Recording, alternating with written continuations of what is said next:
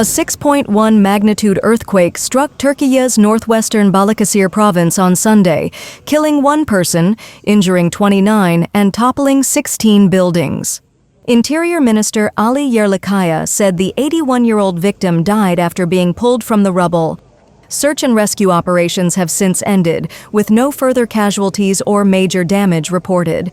The Disaster and Emergency Management Authority AFAD said the quake, at a depth of 11 kilometers, hit at 7:53 p.m. local time and was felt in several provinces, including Istanbul.